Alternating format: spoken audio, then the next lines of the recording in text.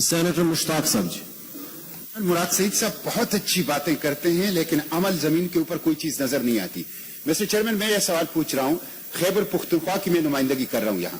خیبر پختونخوا کے ساتھ تو 400 ارب روپے بجلی کے ان کے بقائے ہیں, وہ بھی نہیں دے رہے ہیں.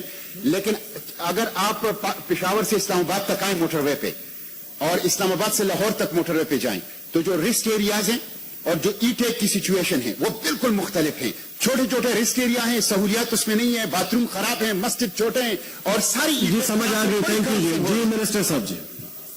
چیئرمین صاحب میرے خیال سے میرے جواب کے بعد آپ کو اپریشیٹ بھی کریں گے اور عمل بھی آپ کو واضح نظر آئے گا. بالکل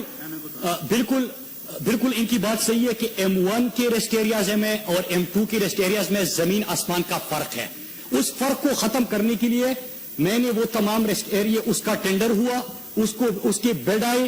جو سہولیات M2 کے ریسٹ ایریاز میں موجود تھے وہ تمام سہولیات اب M1 کے اندر آپ کو ملیں گے.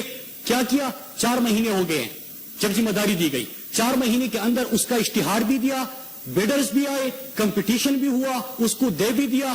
واش رومز, مساجد, جو باقی ریسٹورینٹس, جو تمام سہولیات M2 پہ آپ کو نظر آتے تھے اب M1 کے اوپر بھی آپ کو نظر آئیں گے. وہ ٹینڈر ہم نے دے دیا. اب اس کو ظاہر سی بات ہے مکمل کرنے میں 1-2 مہینے کا ٹائم لگے گا. دوسرا اس کے ساتھ سر انہوں نے بات کی, میں آپ کو ایک اور مثال دوں, یہ بھی اچیومنٹ ہے. ایک ریسٹ ایریا دیا گیا تھا 2003 سے لے کے 18 تک, بار بار اس کو ایکسٹینشن مل رہی تھی 2 سال بعد. کتنے کا دیا گیا تھا؟ 17 لاکھ پر ایئر.